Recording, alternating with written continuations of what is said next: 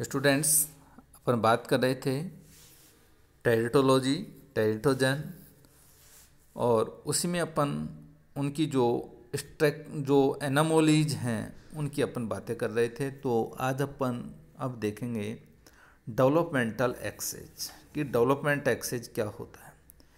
Climatic जो factors के effect से बॉडी या किसी पार्ट में एबनॉर्मल ग्रोथ, नंबर्स एंड उनकी जो क्वांटिटी में ग्रोथ होती है तो डेवलपमेंटल एक्सेज कहलाता है।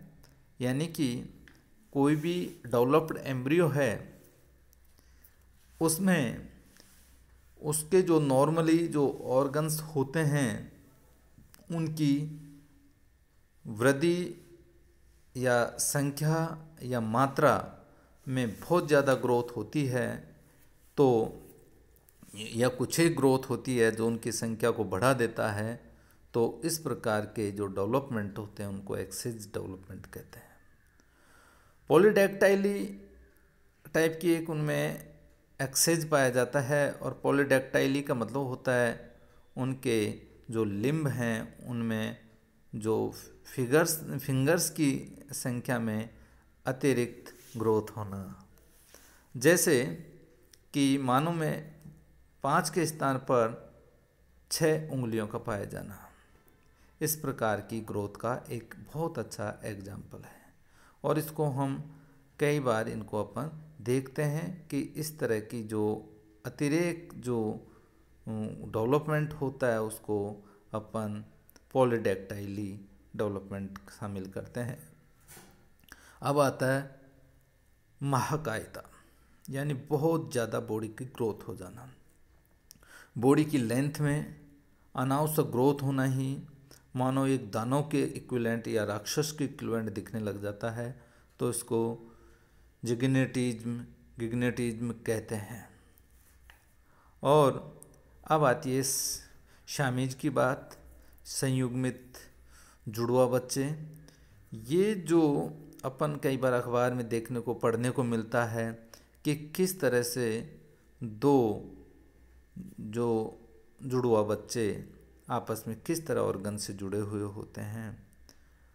बहुत से समय पर इनको अपन जो ऑपरेट करके सेपरेट कर देते हैं। कई बार कंडीशन ऐसी होती है कि उनका एक ही ऑर्गन होता है, और यदि उस ऑर्गन्स को भी सेपरेट कर दे तो उसमें से जीवित नहीं रह पाएंगे। तो ऐसे जो समयुग्मनजी होते हैं, जो शामीज होते हैं, उनमें विभिन्न प्रकार के ऑर्गन्स आपस में जॉइंटेड होते हैं, जुड़े हुए रहते हैं। नॉर्मली अपन देखते हैं कि जो ट्विंस होते हैं उनमें एक जाइगोट से एक एम्ब्रियो डेवलप होता है, परंतु उनका जो फर्स्ट क्लीवेज से उत्पन्न जो सेल्स के सेपरेट होने पर एक मोनोजाइगेटिक ट्विंस का डेवलपमेंट हो जाता है। अब आता है डेवलपमेंटल अरेस्ट, यानी उनका डेवलपमेंट रुक जाना। वो किस तरीके से उनका डेवलपमेंट रुकेगा। तो हम देखते हैं कि इस प्रकार की जो एनामोलीज हैं उसमें के कारण जो एम्ब्रियोनिक डेवलपमेंट होता है वो अरेस्ट हो जाता है, अवरुद्ध हो जाता है, रुक जाता है, और एम्ब्रियो की लेंथ में पर्याप्त ग्रोथ नहीं होती है।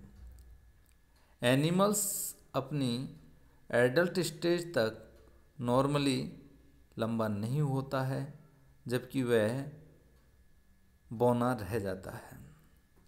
तो डेवलपमेंट का इस तरह से अरेस्ट होना उनकी बहुत सारी जो एनामोलीज हैं वो उत्पन्न कर सकता है। जैसे डबल यूट्रस का होना, एम्बेलिकल्स हिमेलिया होना, और उनका ड्यूडेनल्स अरेस्ट हो जाना, क्लेफ्ट प्लेट्स का होना, ये इनके जो डेवलपमेंटल अरेस्ट के एग्जाम्पल हैं। अब आता है फेलियर टू सब डिवाइड, यानी कि जो एम्ब्रियोनिक डेवलपमेंट के दौरान कुछ ऑर्गन्स की जो प्रेजेंसी एक साथ होती है जो उनके विभेदन के साथ साथ सेपरेट होते जाते हैं, परंतु एनामोलीज से इनके सेपरेशन नहीं होते और वो डिवीज़न में यानी वो फेलियर हो जाते हैं, असफल हो जाते हैं। जैसे सिंडैक्टाइली, सिंडैक्टाइली में क्या होता है, लिम्ब डेवलपमेंट के दौरान उनकी जो फिंगर्स हैं उनका फ्यूज रह जाना, आपस में जुड़ी रह जाती हैं, और उनके जो ह्यूमन में ऐसी जो क्रियाएं होती हैं वो स्टेज होती हैं, उनमें उनकी जो फिंगर्स होती हैं वो नंबर्स में 5 से घट जाती हैं, या उनकी जो पाम होती है उसकी जो फिंगर्स होती हैं वो प्लेट के समान पूर्णतः फ्यूज स्टेज में जुड़ी रहती हैं। सिम्पोडिया, इस स्टेज में जो उनके पश्चपाद हैं वो जुड़े रह जाते हैं। साइक्लोपिया, इस स्टेज में देखते हैं कि जो दोनों आइज होती हैं वो उन सेपरेट नहीं हो पाती और वो एक साथ ही जुड़ जाती हैं, और जिससे उनके जो आंखें देखने में एक मिलती है और राक्षस की तरह डरावनी दिखाई देती है। अब आता है फ्यूजन एंड स्प्लिटिंग्स।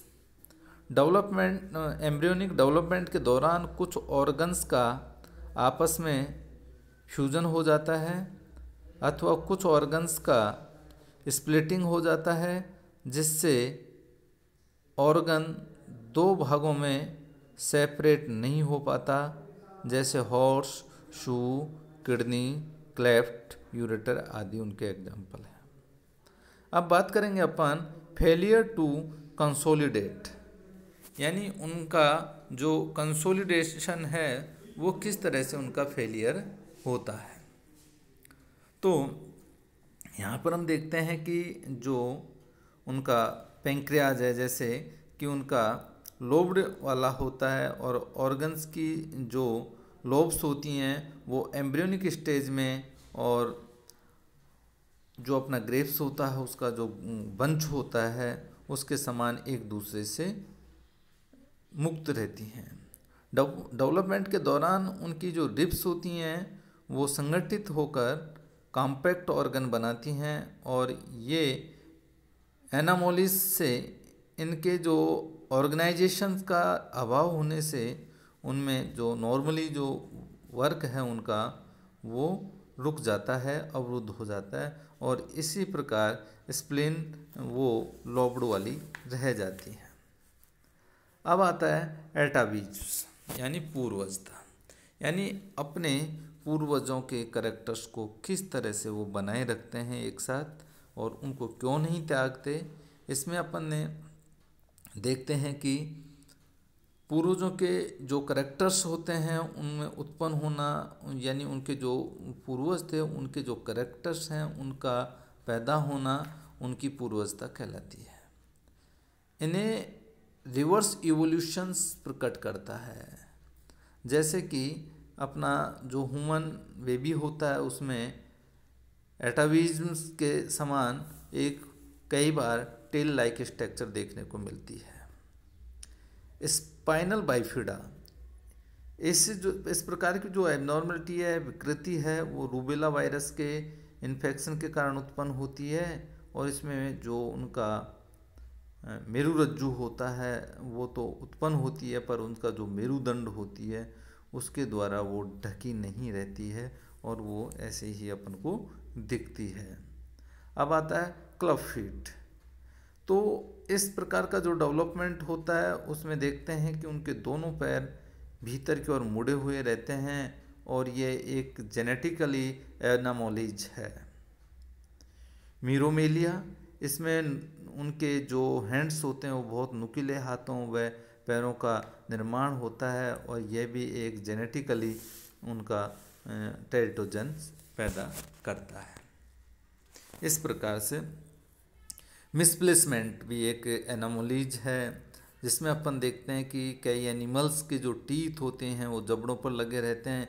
कभी कभी इनके जो टीथ होते हैं वो अपने नॉर्मल स्थान से मिसप्लेसमेंट होकर उनकी जो प्लेट होती हैं उस पर उत्पन्न हो जाते हैं, जिससे उनको प्लेटाइन्स टीथ कहते हैं। और इस प्रकार बॉडी के पार्ट्स का असामान्य स्थिति पर डेवलप होना मिसप्लेसमेंट टाइप का डेवलपमेंट कहलाता है। तो इस तरह की एनोमोलीज होती हैं, कुछ होंगे उनको अपन आगे के उसमें देखेंगे।